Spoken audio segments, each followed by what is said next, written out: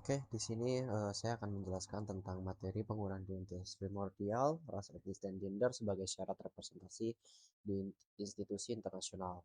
Lebih banyak dalam pada akhirnya menciptakan polarisasi politik daripada solusi perdamaian global itu sendiri. Tapi kita lihat dulu dalam beberapa dekade terakhir situasinya seperti apa.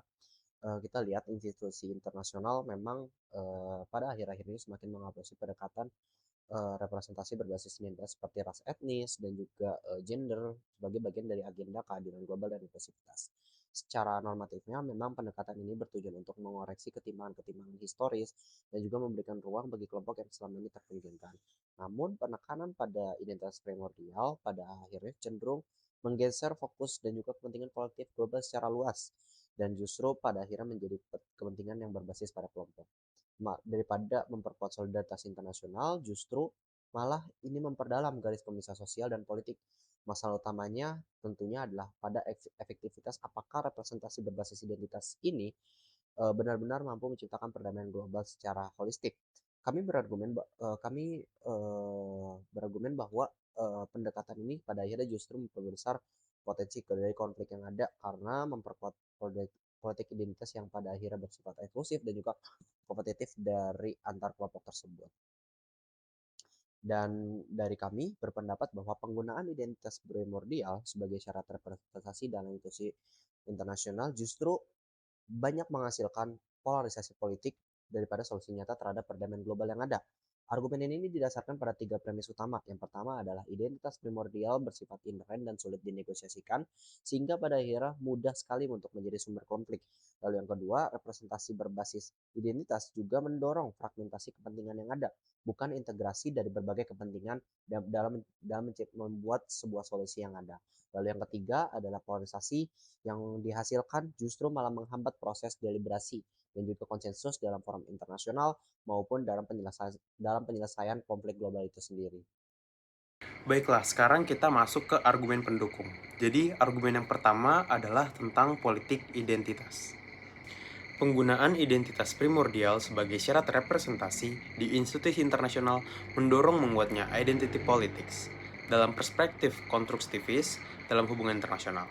Identitas memang membentuk kepentingan aktor. Namun, ketika identitas dijadikan dasar utama representasi, maka identitas tidak hanya membentuk kepentingan, tetapi juga membatasi cara aktor bertindak.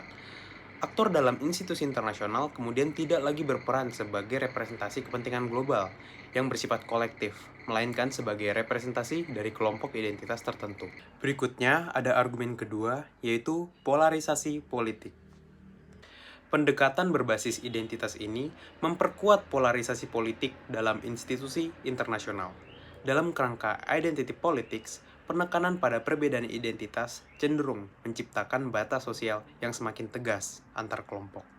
Batas ini kemudian membentuk pola pikir in-group dan juga out-group, di mana setiap aktor lebih cenderung berafiliasi dan mempercayai kelompoknya sendiri, serta memandang kelompok lain sebagai pihak yang berbeda atau bahkan berseberangan kepentingan.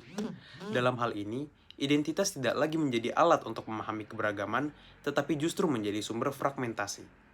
Lalu, ada argumen ketiga, alias argumen terakhir dari kelompok kami, yaitu adalah tentang keterbatasan solusi. Representasi berbasis identitas tidak secara otomatis menghasilkan solusi yang efektif. Dalam banyak kasus, pendekatan ini cenderung berhenti pada level simbolik, atau yang dalam literatur sering disebut dengan tokenistic representation. Artinya, kehadiran berbagai identitas dalam suatu institusi tidak selalu diikuti oleh perubahan substantif dalam kebijakan. Hal ini terjadi karena struktur kekuasaan dan kepentingan politik yang lebih besar tetap mendominasi proses pengambilan sebuah keputusan.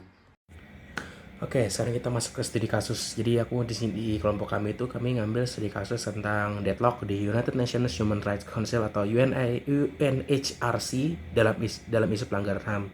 Jadi dalam isu pelanggaran HAM ini sebagai contoh kasus Uighur di Xinjiang, China, di mana tuh Barat tuh ngecam Cina, sedangkan negara berkembang dan negara Muslim tuh netral dan malah mendukung China. Jadi masalah utamanya di sini tuh didasarkan pada identitas dan afiliasi kelompok, bukan pada fakta dan solusi, sehingga memunculkan blok Barat versus Global South.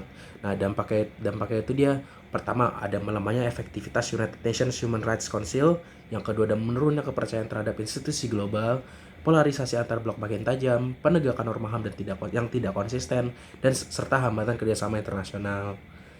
Jadi kesimpulannya itu dari studi kasus tersebut, kita bisa melihat bahwa penggunaan identitas primordial dalam representasi internasional memang penting untuk memastikan inklusivitas. Namun ketika identitas tersebut terlalu dominan, justru muncul polarisasi yang memperumit negosiasi dan malah menghambat pengambilan keputusan.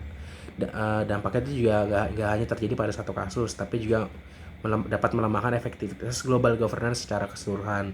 Tantangan ke depan itu adalah bagaimana menjaga keseimbangan antara representasi identitas dan kepentingan bersama, agar institusi internasional tetap bisa menghasilkan solusi yang adil dan efektif. Thank you.